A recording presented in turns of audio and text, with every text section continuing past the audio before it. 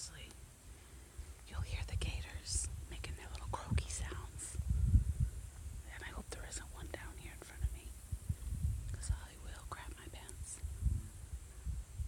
That's a gator.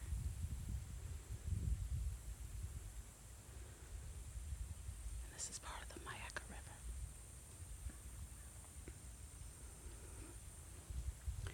Which, as I read in the little book in my cabin last night, I don't know how many years ago, like in the 20s or something, a surveyor asked one of the Native Americans what was the name of this river, and they just said Myakka, and they never got a translation on it. They have no idea what it means, so it's just Myakka, and there's something in the water right there. I don't know if it's snakes. There's something moving over there. I think that might be a snake.